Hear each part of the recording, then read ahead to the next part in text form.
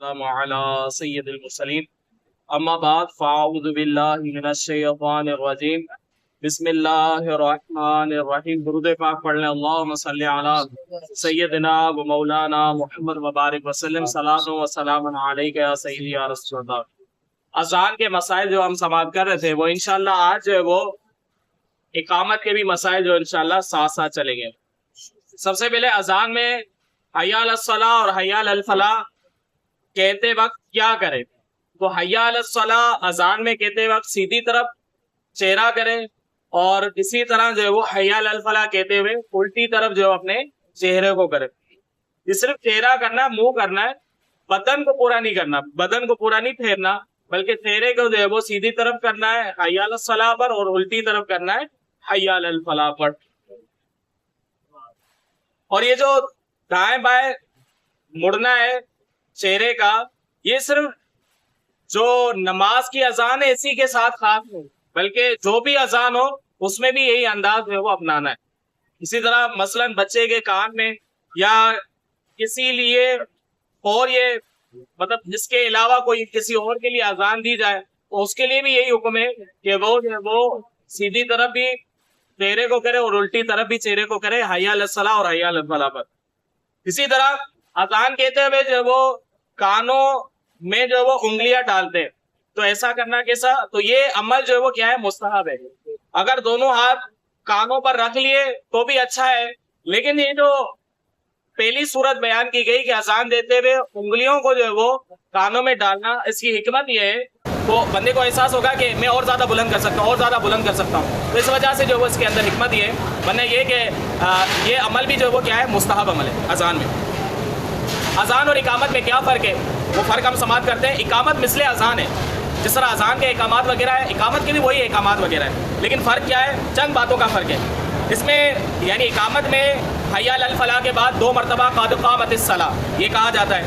اسی طرح اقامت کو بھی کیا کہا جاتا ہے؟ بلند آواز میں کہا جاتا ہے، لیکن اتنی زیادہ بلند نہیں جس طرح اذان دیتے ہیں، بلکہ جتنے حاضرین ہیں ان تک جو وہ صرف آواز پہنچ جائے۔ اسی طرح جو اقامت کے کلمات ہیں وہ جلدی جلدی کہیں گے اور بیچ میں سکتہ نہیں کریں گے، جس طرح اذان میں ہوتا ہے۔ اذان میں کیا ہوتا ہے؟ سکتہ ہوتا ہے، یعنی ٹھہر جاتے ہیں مؤذن صاحب تاکہ سننے والا جو وہ جواب دے۔ تو اقامت میں اس طرح جو وہ سکتہ نہیں ہوگا، بلکہ ساتھ ساتھ مؤذن جس طرح کہتا رہے، جو سماعت کرنے والا ہے وہ بھی اسی کے ساتھ ساتھ جو وہ یہ الفاظ کہتا رہے۔ اسی طرح نہ کانوں پر ہاتھ رکھنا ہے، نہ کانوں میں انگلیاں جو وہ، جس طرح اذان میں معاملہ ہوتا ہے، اقامت میں اس طرح نہیں کرنا۔